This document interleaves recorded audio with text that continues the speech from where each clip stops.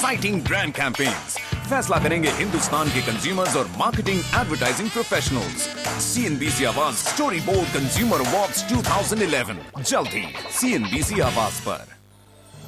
Associate sponsor RR Kabel and PC Jewelers. Knowledge advisor The Nielsen Company. Media partner AFAX. जिंदगी के हसीन पलों के लिए sapphire diamond jewellery. Sapphire diamond jewellery, language of love. ये है नेटवर्क 18 और आप देख रहे हैं CNBC आवाज।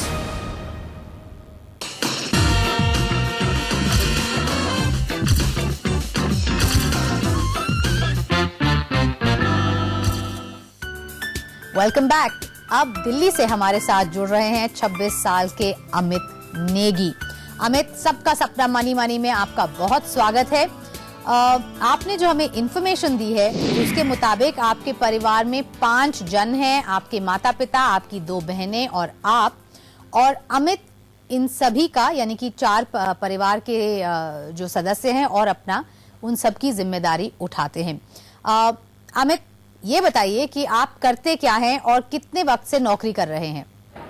मैं 5 साल से IT कंपनी में जॉब कर रहा हूँ। ओके, तो ये बताइए कि आप क्योंकि 5 साल से काम कर रहे हैं, इसीलिए मैं इस शो पर उम्मीद रखती हूँ कि आपने कुछ बचत भी की होगी। की है कि नहीं? हाँ, करी है। लेकिन उसमें एक जो चीज मुझे अच्छी लगी वो ये कि आपने कोई कर्जा नहीं उठाया। लेकिन एक चीज जो मुझे गलत लगी वो ये है कि आपने काफी सारी इंश्योरेंस पॉलिसीज ली। क्या जब आप बचत की बात कर रहे हैं तो आप इन्हीं पॉलिसीज का जिक्र कर रहे हैं? मेरे पास 3 पॉलिसीज हैं, यूलिप पॉलिसीज, तो मैंने इन्वेस्टिंग पर्पज से ही ये ली थी पॉलिसी। अच्छा, ये बताइए कि यूलिप पॉलिसीज के अलावा कुछ नहीं है आपके पास? नहीं, फिलहाल कुछ नहीं है। ओके, और ये यूलिप ही आपने क्यों ली? जब आप कह रहे हैं कि इन्वेस्टिंग पर्पस की तरफ से ली, तो ये यूलिप आपने अपनी अकल से ली, किसी के सुझाव पर ली? मैंने ये जो है लॉन्ग टर्म के लिए ली है पॉलिसीज, क्योंकि शायद फ्यूचर में जो है जो शेयर मार्केट बेस है ये पॉलिसीज, तो ये शायद ग्रो करें। लेकिन अमित, इंश्योरेंस का मकसद होता है कि आपकी लाइफ को अच्छा कवर मिले और आपके आगे अगर आपको खुदा ना खास्ता कुछ हो जाए तो आपके परिवार को फाइनेंशियल सिक्योरिटी मिले। तो इनके तहत आपकी जीवन में आपके जीवन के लिए कितना बीमा है? इन्हीं 3 पॉलिसीज का अगर टोटल कवर देखा जाए तो अराउंड 23 लाख का कवर है मेरे पास। 23 लाख। इसलिए मैंने अभी जो है मैं प्लान कर रहा हूँ एक टर्म प्लान लेने का, प्योर इंश्योरेंस। हाँ, आपको सिर्फ एक टर्म प्लान लेना चाहिए। इसके अलावा प्लीज और पैसे यूलिप्स में मत डालिए। अगर आप शेयर बाजार का फायदा उठाना चाहते हैं तो आपके पास शेयर बाजार का दरवाजा खटखटाने का विकल्प है। जो टर्म प्लान है उसका कवर कम से कम 50 लाख का होना चाहिए। आपके पूरे परिवार की आप पर जिम्मेदारी है, इसीलिए मैंने आपको ये अमाउंट बताया है। जहां तक यूलिप की बात रही, आप प्लीज जरा जाकर इन्हें देखिए, क्योंकि आई थिंक आपके पास 2 यूलिप ऐसे हैं जिनके लिए आप 3-3 साल का प्रीमियम दे चुके हैं, करेक्ट? हाँ। तो ये प्रीमियम अब से देना बंद करिए, क्योंकि आमतौर पर 3 साल का प्रीमियम देने के बाद यूलिप में आपको ये अवेलेबिलिटी, ये ऑप्शन अवेलेबल रहता है कि 3 साल का और यानी कि कुल मिला के 6 साल का आपका लॉक इन रहेगा। उसके बाद आप पैसा पूरा का पूरा वापस ले सकते हैं। और ये एग्जिट अपॉर्चुनिटी का फायदा उठाइए, जिससे कि आपके पास जो पैसे निकल कर आएंगे उससे आप अपनी बाकी जिम्मेदारियां पूरी करेंगे। आप समझ रहे हैं मेरी बात? हाँ, मैं समझ रहा हूँ। ओके, अब ये बताइए कि हेल्थ कवर है आपके पास किसी तरीके का? आपके पिताजी के पास? नहीं, किसी के पास नहीं है। ऑलराइट, देखिए आपको यहाँ पर एक हेल्थ इंश्योरेंस लेनी होगी, जिससे कि आप पर अगर किसी तरीके की विपदा आती है, खासतौर पे आपके माँ बाप के लिए, आपके लिए, तो एक फैमिली फ्लोटर आप शुरू करेंगे। ओके, तो अब तो ये तो हो गई आपकी इंश्योरेंस का कवर, और इसके अलावा आप कोई इंश्योरेंस नहीं लेंगे। अब मुझे फटाफट से ये बताइए कि आपने कहा कि आपको काम करते हुए एक अरसा हो गया है, तकरीबन 4-4.5 साल। ऐसी सूरत में आपका बैंक बैलेंस इस वक्त कितना है? कितनी नकद राशि आप रखते हैं? इस टाइम 70,000 बैंक बैलेंस है। 70,000 हमेशा रहता है कि आता जाता रहता है, बढ़ता घटता रहता है? बढ़ता घटता रहता है। बढ़ता घटता रहता है। तो देखिए, ये बढ़ता घटता जो सिलसिला है इसे आप यहीं पर रोकिए। आप हर वक्त 75,000 रुपए की राशि अपने बैंक अकाउंट में रखेंगे।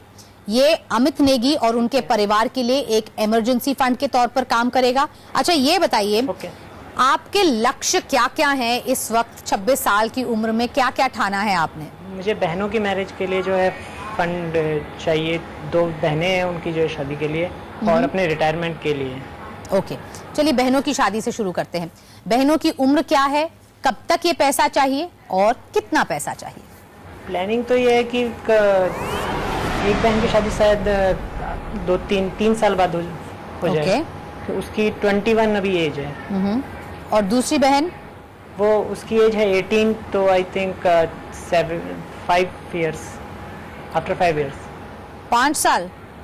चलिए 5 साल मान के चलते हैं, क्योंकि आपने कहा कि चलिए जी तकरीबन 23 साल की उम्र में उसकी शादी हो सकती है। अच्छा ये बताइए, इस सब के बीचों बीच क्या आपको अपनी शादी के लिए भी कुछ बंदोबस्त करना है?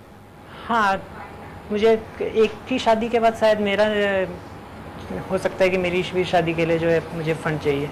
ओके, अब आपको क्या लगता है कि अंदाजन बहनों की शादी पर आप कितना कितना पैसा जुटाना चाहते हैं?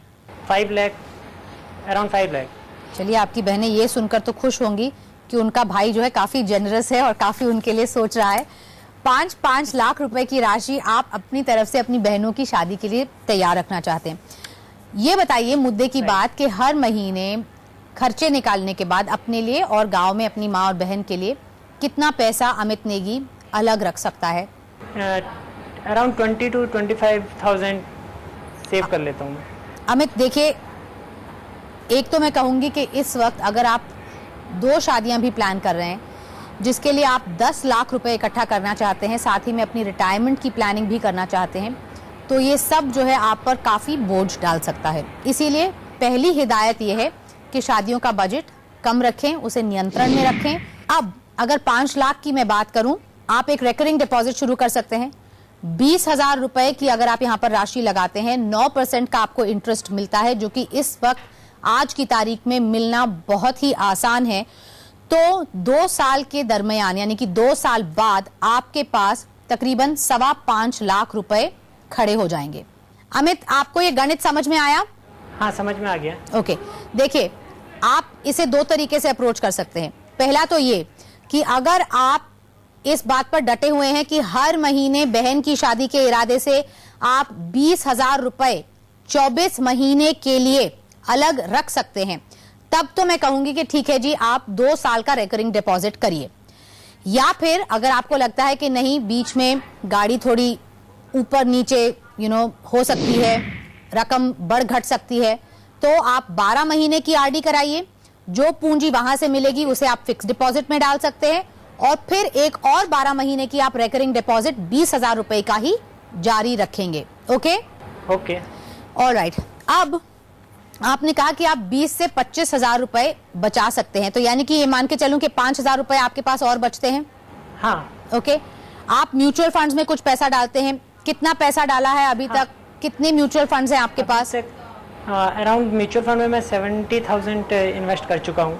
ये आप सिस्टमैटिक इन्वेस्टमेंट प्लान में किया है या फिर एक मुश्त किया है?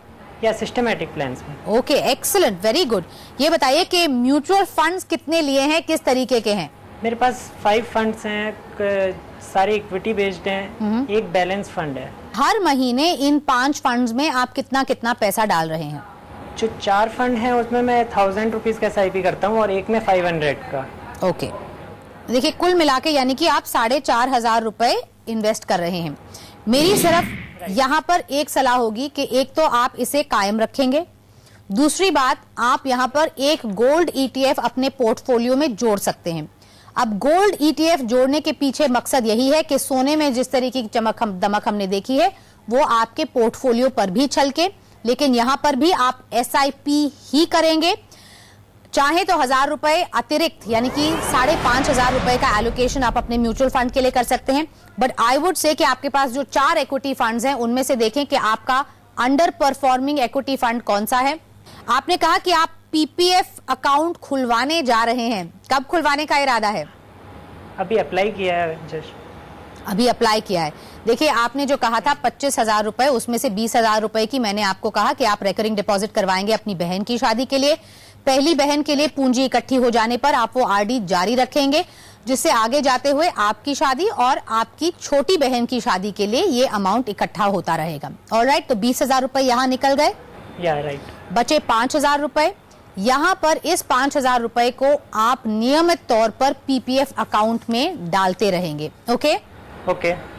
इससे यानी कि अगर आप 5,000 रुपए डालते हैं यानी कि साल का 60,000 रुपया होता है। यहां से आपके रिटायरमेंट के लिए एक अच्छा खासा कॉर्पस शुरू हो सकता है। ऑलराइट? या राइट। ऑलराइट, तो मैं उम्मीद करती हूँ इसी तरीके से आप अपनी बहनों की शादी, अपनी शादी और रिटायरमेंट की प्लानिंग में सफल रहेंगे। Okay okay, thanks very much Amit कि आप सबका सपना मनी मनी पर आए और आपने मुझसे बातचीत की। थैंक्स गौरिका। यहाँ पर लेंगे एक छोटा सा ब्रेक। ब्रेक के बाद जानेंगे कि अगर रेगुलर इनकम नहीं है तो कैसे करें सेविंग्स और investment. VLCC wishes you a very happy and healthy World Heart Day. सभी सेंट्रल एक्साइज और सर्विस टैक्स असेसीज ध्यान दें, अब 1 अक्टूबर 2011 से रिटर्न्स की ई फाइलिंग अनिवार्य है। इन वेबसाइट्स पर लॉग ऑन करें।